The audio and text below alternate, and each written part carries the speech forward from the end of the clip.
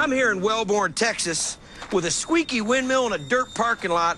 Gives me a hankering for some good old Texas grub. You know, something like a Philly cheesesteak sandwich or a sausage and peppers. Hey, how about at this diner over here? It's an actual New York diner from the 1940s, shipped out and restored in the middle of Texas. This is the authentic thing. This is the real deal. Couldn't get any more real. An authentic old diner from upstate New York, plopped down just 5 miles from Texas A&M University.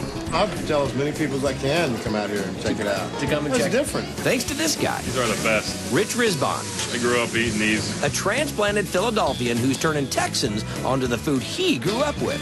Delicious. Grew up in an Italian family. My grandparents, great-grandparents came from Sicily and stuff, so we always had, you know, authentic food. Now, Rich is teaching Texans you can put red sauce on almost anything. I've never had meatloaf with marinara sauce, but this is the best. And he's knocking them over with his Italian sausage and pepper sandwich. Reminds me of New York. And it is to die for. Well, I'll start out with fresh vegetables and then put them on the grill, season them a little bit.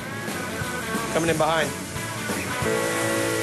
Tell me about the sausage. It is very authentic. Lots of fennel, lots of crushed red pepper in it. It's got a nice spice flavor to it. It comes actually out of Chicago.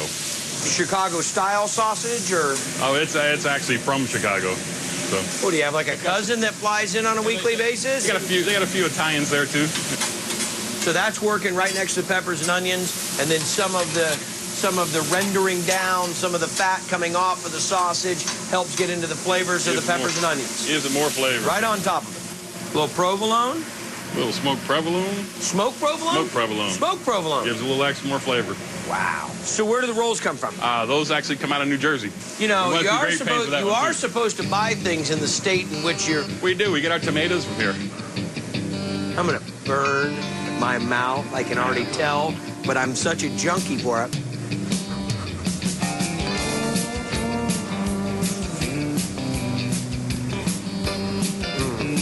Oh, my. We were begging for something like this. They can thank Rich's girlfriend, Sydney. When she wanted to move back here to her hometown, Rich came along and brought his son, Richie. How's he doing? When he gets here on time, not too bad. At the exact moment that a local memorabilia collector was looking for someone to take over the diner he bought on a whim and didn't know how to run. People must think you guys are just crazy. Now Rich is bringing the East Coast to Texas one dish at a time. Philly cheesesteak. What is the key to a great Philly cheesesteak? Well, it's really in the meat, and it's in the slicing of it. I guess that's the real key is slicing it. You know, this was in the freezer. It was rock hard last night. Kind of slack it out for 6 or 8 hours. Slack it out? Slack it out. So it gets that's a Philly cheesesteak pro term. A little soft on the outside, but the core is still pretty solid. Okay, so this goes on. Now, that's a monster slicer. How thin are you looking for this to go? We're looking for... We got to go a little thinner. A little bit thinner than that. That's exactly what we're looking for right there. There's where the flat spatula comes into play. He's bringing a spatula out of retirement for me. Wow. I have to go on with the big pancake flipper here for the Mongo. I could take a limb off with this thing. Now look, man, you got it all on already. Right into the thing. This one right here. That end down. There you go.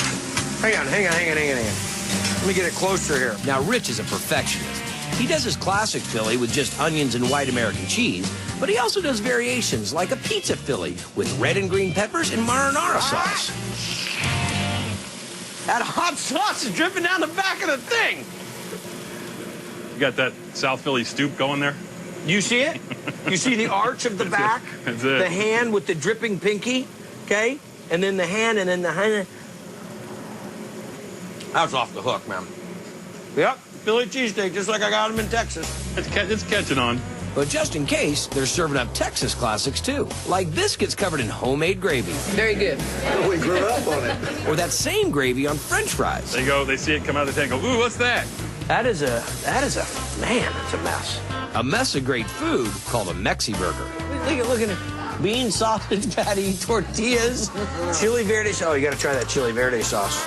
We make it from scratch. It just goes on our Smells burgers. great. Rich picked that recipe up when he was cooking at a place in Colorado. It's great on his home fries cooked in bacon fat. Wow.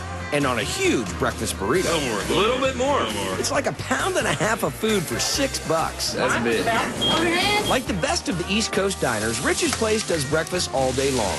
Huge omelets, pancakes as large as a plate, French toast flavored with vanilla and cinnamon, and even a French toast PBJ.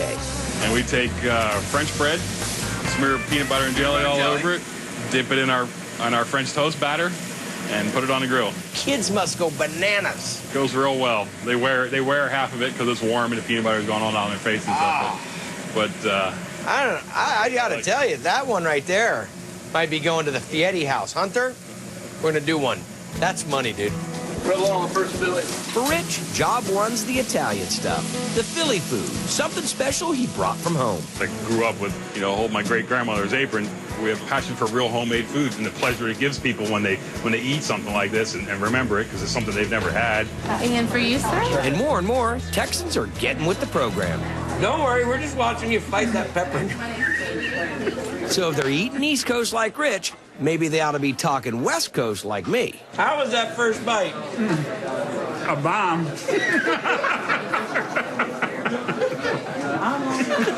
Rusty, it's not a bomb, it's the bomb. Next up, I'm chasing the secrets of making one of the best strombolis I've ever had. Maybe stop with the questions, huh? No, keep asking the questions. I'll keep lying. Here's a special wedding tip from Food Network. No wedding is in full bloom